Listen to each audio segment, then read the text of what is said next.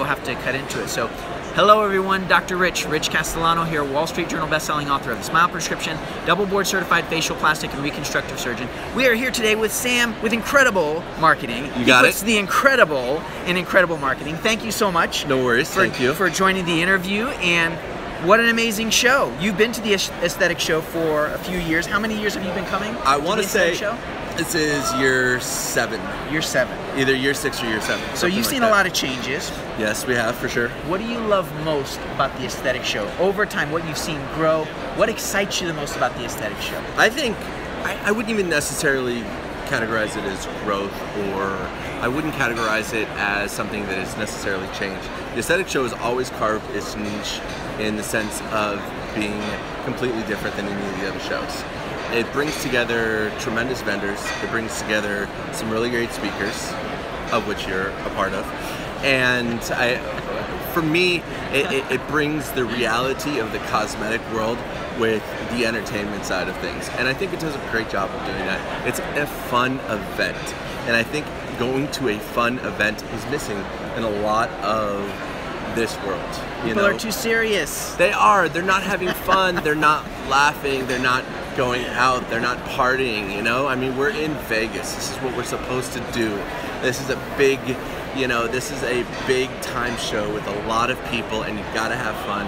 And that's the part that I enjoy the most about the aesthetic show. Awesome. Wonderful. Now, how long has your company, you guys have been around for quite some time. We have. We're 9 years going into 10, so this will be our 10th year coming up. So working in social media and helping practices with their marketing and their branding, right? What's something that they can do right now? Most practices don't know where they need to focus on. They don't know where their blind spots are. What's something that a practice, someone who's watching, can do something right now and help them out? What would you recommend? So for me, it's a real simple solution. We deal with practices of sizes from a single practitioner renting out space all the way up to the largest of hospitals. Over 20 countries all over the world. Wow. All right? We have offices in, everywhere. Okay? Amazing. And so when they Congratulations. Thank you very much. But that, for me, the questions, the problems, the issues that I get, they all boil down to the same thing, which is they try to do everything that everyone else does. Stop.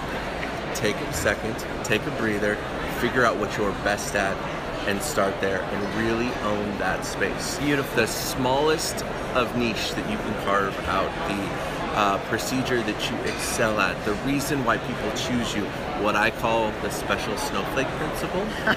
If you can focus on that, if you can really achieve that level of status, everything else ancillary will stem and branch off for that. That's why it all boils down to the one simple question that I always ask people when they come in is, what makes you special?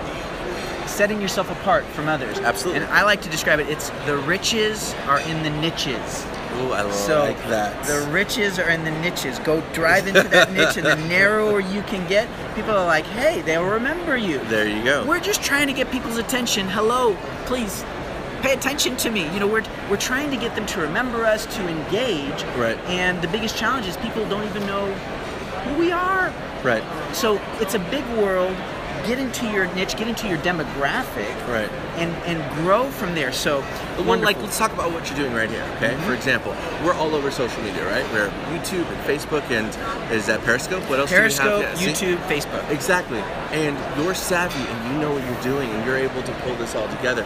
But someone who doesn't have the time and the effort to dedicate to this, start with one channel. Start with simple. Start simple. Start with something that you're comfortable with and that you like, and really own that. Don't come, and say, I have to do social media, so I have to do 6 different I have to get into all these channels, and I have to do it all, and I have to produce content uniquely for all of them. No. Stop, take a breather, do one of them, do them well. Start with Facebook if that's the one you're most familiar with. Then work over to Instagram, then think, okay, what am I gonna do on Snapchat? What am I gonna do on YouTube Live? What am I gonna do here? There. Start with one, make it yours, dominate it. Keep it simple, and definitely do video. You don't even have to do live video, but do video so you can see yourself. It humanizes you, right? Yes. It humanizes the practice. Yes. It's really exciting that way. Absolutely. So I have a question for you. So you've had a chance to work with, in the medical industry, in the aesthetic industry, big and small accounts, big and small brands, big and small companies. Where do you feel your biggest challenge is? You're helping these people out in a vital way. Where do you find the biggest challenge for you in what you're doing and the service and value that you're delivering? I think the biggest challenge is always, it's the same for a physician working with their patients as it is with us, with our clients, setting expectations. It's expectation management. Understanding. We always want everything all the time right now. Can't they have that right now? Exactly. I want to see 5,000 fans next month. Is that going to happen? You know, and quality takes time, setting the expectation. And I think that if you have a strategy, which is probably the number one thing that's missing from practices, yes, big and small, yes, you know, that people don't sit down to plan ahead. You know, they don't know, for example, what their specials in August are going to be. We're almost, you know, we're coming up a couple of July, right? Have you planned out what you're doing in August? How about September? I bet you if we polled you guys out there right now, we might get 3% of you that have actually planned that far in advance. It's a low percentage. So when you strategize and you put things together, that's when you really start getting successful. Awesome. I love it. So this is a lot of great information here. Please, now how can people find your site, your information? What's the best way for people to connect with you? Well, they definitely have to go to incrediblemarketing.com, but in addition to that, if you go to incrediblemarketing.com/IM3, just the letter I, letter M, and then the number 3, you'll find our entire resource free of charge of educational materials. So if you're not ready to engage a marketing agency, if you have questions about how, you know, your practice can potentially run, there's just a litany of free content that we have produced that you can go on there, download and get for free to help your practice market themselves better tomorrow.